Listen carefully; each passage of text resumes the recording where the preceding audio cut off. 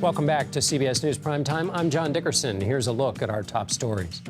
Lava from Hawaii's Mauna Loa volcano could threaten a main road on the Big Island. The eruption began over the weekend. It hasn't erupted in nearly 40 years. Questions remain in Idaho about the murder of 4 college students and the nature of the attack. Police are saying they believe it was a targeted incident, but remain unsure if the victims or their residence was the target. President Biden hosted France's Emmanuel Macron at the White House Thursday. The two leaders discussed topics like Ukraine, climate change, and trade between their two nations. Macron also raised concerns about the Inflation Reduction Act, a key piece of Mr. Biden's economic agenda. For more on the French president's visit, I'm joined by Erik Brattberg. He's a senior vice president at Albright Stonebridge Group, a global strategic advisory and commercial diplomacy firm. Erik, thank you very much for being with us. So on this question of the Inflation Reduction Act, President Macron said it could fragment the West because such measures, quote, create such differences between the U.S. and Europe. Can you help us understand exactly what the nature of his complaint is? And is it legitimate, or is he really speaking to an audience back home? I think what Macron is speaking to is shared by a lot of European leaders, which really has to do with these tax credits, these Buy America tax credits in the Inflation Reduction Act that basically excludes European companies. And the fear that Macron and other leaders, including Germany, has is that they will essentially lead to European companies moving their production, especially for electric vehicles, to the United States in a way that would hurt the European economy, especially at a bad time when Europe is entering into recession and there's rising inflation and high energy costs. So he's arguing that this is bad for Europe and it could weaken the European economy and kind of the political stability in Europe. One of the arguments the administration has made about these supply chain issues that everybody's facing is they've said to diminish reliance on countries like China, America wants to work with countries that share American values. This is so-called friendshoring.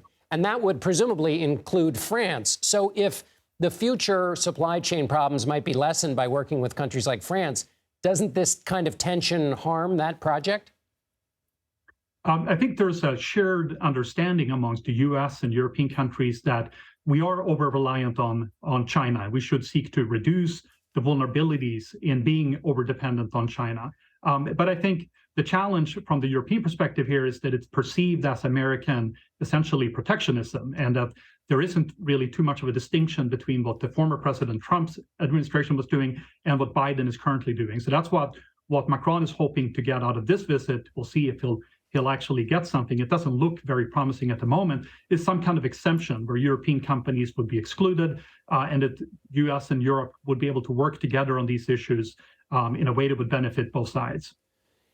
With Angela Merkel no longer the leader in Germany, Macron has tried to fashion himself as the leader of Europe. What exactly does that mean? Is that role even available to him? And what does that mean in practical terms in terms of the U.S. and relations between the U.S. and Europe? President Macron has been a strong advocate for years for a stronger Europe, a Europe that is somewhat more independent from the United States, less reliable, less relying on the United States. And of course, with Angela Merkel gone and with Britain currently in a political turmoil, he has a strong case to make. But I think, his view of Europe has been somewhat challenged by Russia's invasion of Ukraine, which of course underscores the vital importance that the United States and NATO still plays for European security. So for the United States, encouraging a Europe that is stronger, that is more resilient, is a good thing as the U.S. is looking to focus more on China in the future.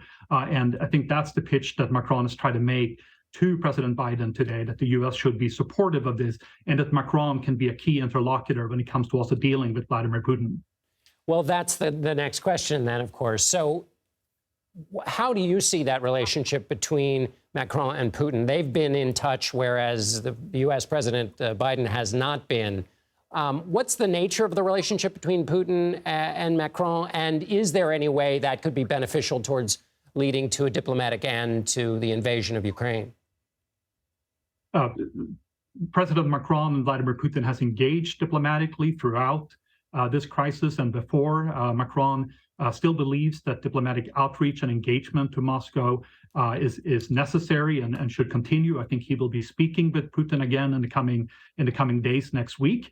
But so far it hasn't delivered any results. Russia still invaded Ukraine. They are continuing to wage a brutal war inside Ukraine, and there's absolutely no apparent hope that any kind of diplomatic outreach at this point could lead to any kind of opening. And that's also what was reflected in the president's remarks, saying essentially that I'm willing to talk only if there is a sign of goodwill from the Russian side, which currently there isn't. So I think Macron is also, he will continue the diplomatic outreach to Russia, but I think he's also made clear that, you know, he believes that continuing to support Ukraine, continuing to make sure that we are not pushing Ukraine into negotiations, that they have the ability to choose when they want to negotiate.